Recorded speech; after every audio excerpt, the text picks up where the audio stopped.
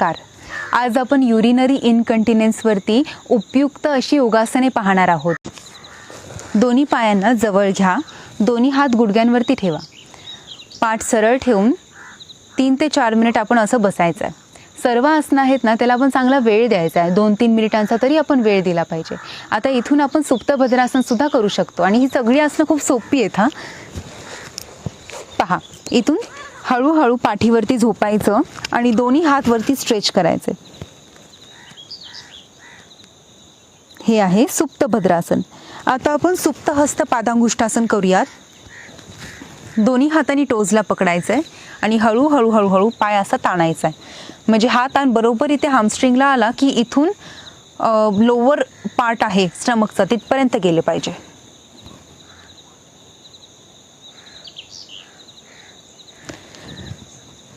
आणखीन एक महत्त्वाचं आसन कटिबंधासन. एक पाय गुडघ्यातून वाकवायचा, इथे पायाला पकडायचं आणि हळूहळू आपण पायाला सरळ करायचा. आता इथे ताण कुठे आलेला आहे?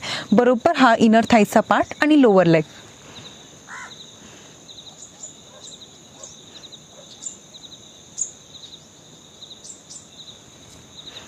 दोन्ही बाजूला आपल्याला हा पाय स्ट्रेच करायचा आहे. दोन्ही पाय स्प्रेड करून जितके आपल्याला पाय ताणता येतील तितके ते ताणायचे आणि सरळ थांबायचं.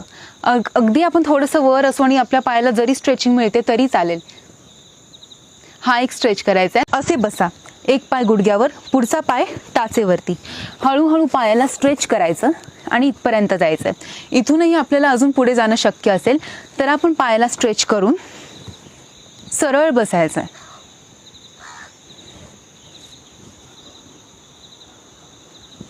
पूर्ण जरी नाही करता आलं तरी आपण इथपर्यंत हे आसन नक्कीच करू शकतो आणि पायाला स्ट्रेचिंग मिळवून देऊ शकतो. आता पुढे पाहूया. वज्रासनात बसायचंय. दोन्ही हातांच्या मुठी अशा बंद करून ओटीपोटावरती ठेवायच्यात. ओटीपोटाला प्रेशर देऊन दीर्घ श्वास घ्यायचा. श्वास सोडताना खाली वाकायचे.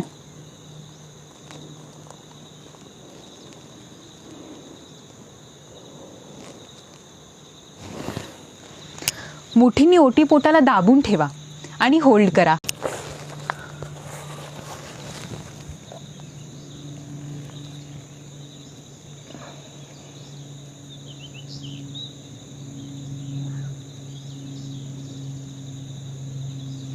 हेच दुसऱ्या पायाने सुद्धा करायचं आणि त्यानंतर दोन्ही पायांनी, म्हणजे दोन्ही पाय खाली असतील तेव्हा डोकं अधिक आतमध्ये खेचायचंय.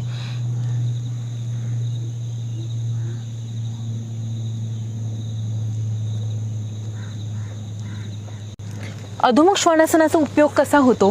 ओटीपोटातले सर्व मसल्स आहेत ना, ते कॉन्ट्रॅक्ट केले जातात, खेचले जातात पाठीच्या कण्याच्या दिशेने. त्यामुळे हे आसन आपल्याला युरिनच्या त्रासांसाठी उपयुक्त ठरतं. आता पुढचं आसन आपण पाहूया. लेग स्ट्रेच करायचे दोन्ही, राईट लेग आणि लेफ्ट लेग. उपविष्ट कोणासन. दोन्ही हातांनी आपण पायाचे टोस पकडायचे. आता इथे स्ट्रेचेस किती चांगले मिळालेत आपल्या इनर थाईजला, तर हेच स्ट्रेचेस देऊन बॅक स्ट्रेट ठेवून खाली वाका.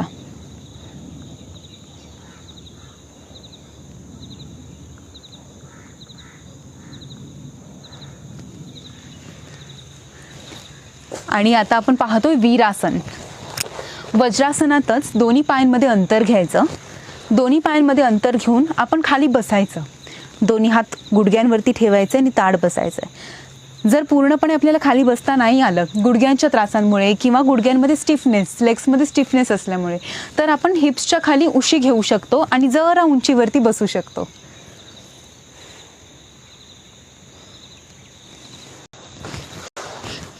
सर्व योगासने खूप सोपी आहेत, तर आपण ही नित्यनियमित करायची आहेत. आणि त्यानंतर कपालभाती. जर स्ट्रेस युरिनरी इनकंटिनेन्स असेल, म्हणजे हसताना, धावताना, एक्सरसाइज करायला लागलो की लगेच युरिन लीक होते, असा जर त्रास असेल तर आत्ता आपण जे कपालभाती करतोय ना, हा प्रकार फक्त गाळा. अदरवाईज तुम्ही हा प्रकार करू शकता. कपालभाती पाहूया.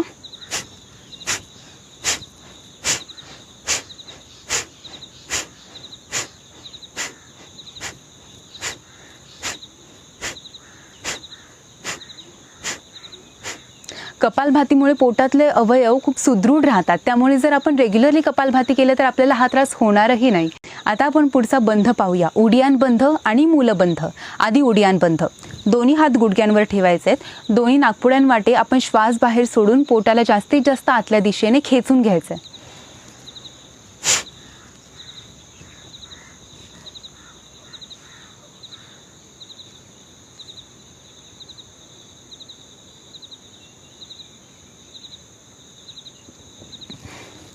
जेव्हा आपण श्वास बाहेर सोडतो त्या क्षणी आपल्याला पोटाला आतमध्ये खेचायचं आहे आणि ओटीपोटातल्या अवयवांना सुद्धा चांगला दाब मिळवून द्यायचा आहे ॲब्डॉमिनल मसल्सच्या प्रेशरने. तर उडियान बंद अशा पद्धतीने जर आपण 10 ते 12 वेळा केलं याची आवर्तनं तरी ते आपल्याला उपयुक्त ठरतील. आता आपण मूलबंध पाहूया. नॉर्मल ब्रिदिंग म्हणजे साधारण श्वास पहिले ठेवायचा आहे, त्यानंतर एक दीर्घ श्वास घ्यायचा आहे, मग श्वास एकदम आरामात बाहेर सोडा.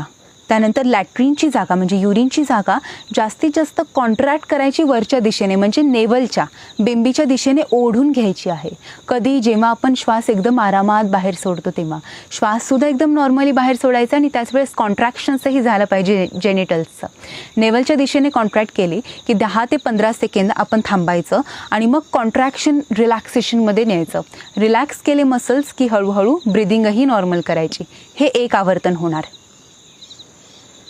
Exhale, contract your muscles.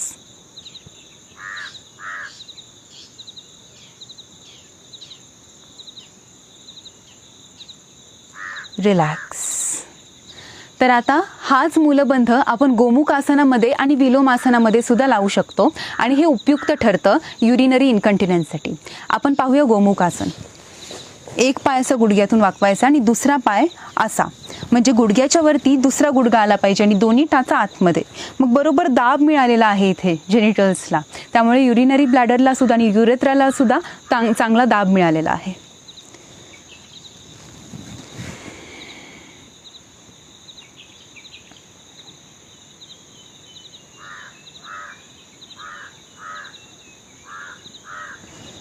हे आहे गोमुखासन. आणि आता आपण पाहूया विलोमासन. विलोमासनात सुद्धा आपण मूलबंध लावू शकतो.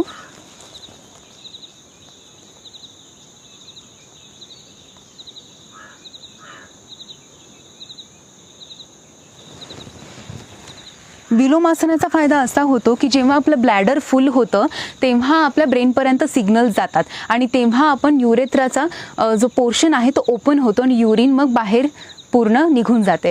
आणि जेव्हा सिग्नल जाणं बंद होतं म्हणजे नर्वस सिस्टममध्ये काही प्रॉब्लेम्स होतात तेव्हा सुद्धा आपल्याला युरिनचा हा त्रास होतो. युरिन ब्लॅडरमध्येच राहते, तिथून परत ती किडनीमध्ये रिव्हर्स जाते आणि मग किडनीचे इन्फेक्शन्स म्हणजे युरिनरी ट्रॅक्ट इन्फेक्शन्स आपल्याला होऊ शकतात, UTI होऊ शकतो. त्यामुळे आपण नर्वस सिस्टमचं आरोग्य चांगलं ठेवण्यासाठी सुद्धा विलोमासनाचा उपयोग करून घेऊ शकतो. तर सर्व सोपी ही योगासने आणि हे 2 बंध आणि कपालभाती प्राणायाम हे तुम्ही नियमित करत जा आणि सुदृढ निरोगी आयुष्य जगा. धन्यवाद.